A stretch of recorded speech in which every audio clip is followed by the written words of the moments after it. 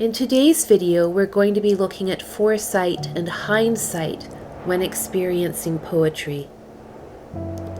Foresight and hindsight when experiencing poetry.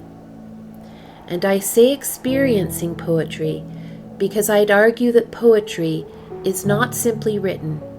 It's not just mechanical and robotic.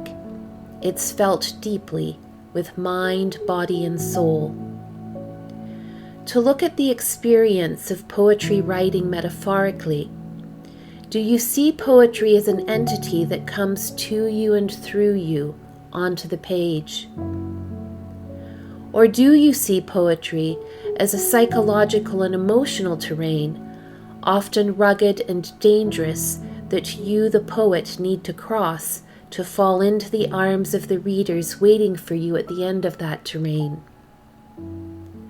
Or do you see the experience of writing poetry like entering a hallowed space or a place of worship in which you can both connect to a higher power and enter a state of self-reflection?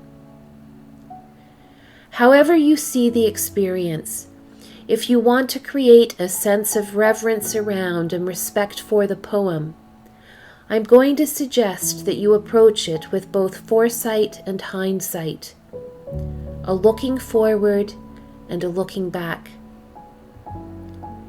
As a writer, as a poet, this may come innately to you.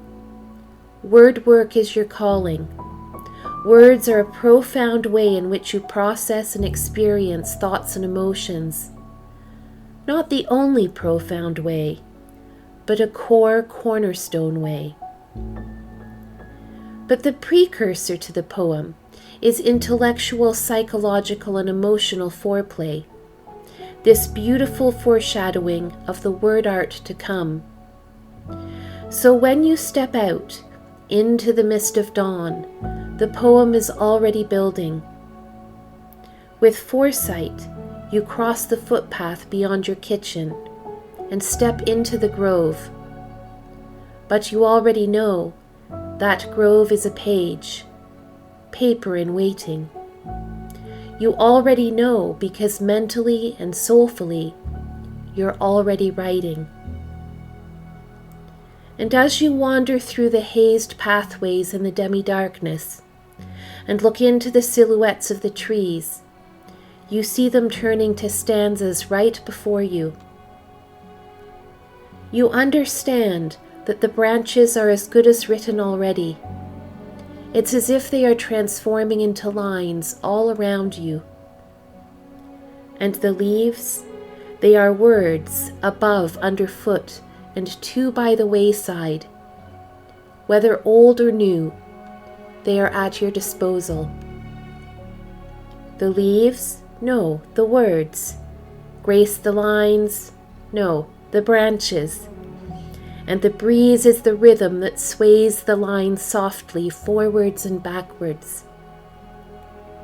You stand in the grove and look carefully upwards, and you know these woods have become poetry inside you. You exit the grove and return to the footpath. Your foresight is over, and you enter the house. And you sit in your corner and you write and you write. You write the woods wistfully, darkly, and hazily. Then comes the hindsight. Because you look at your poetry and you say, I know you. You used to be a grove.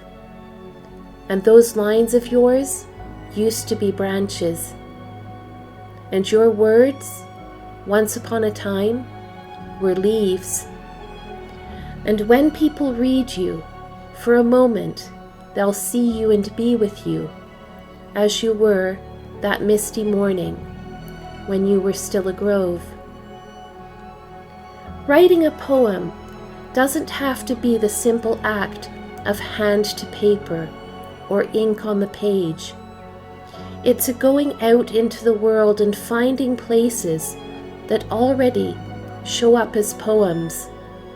And after the fact, it can be about sitting with poems that tell you where they came from and who, what, and where they were before they moved on to the page.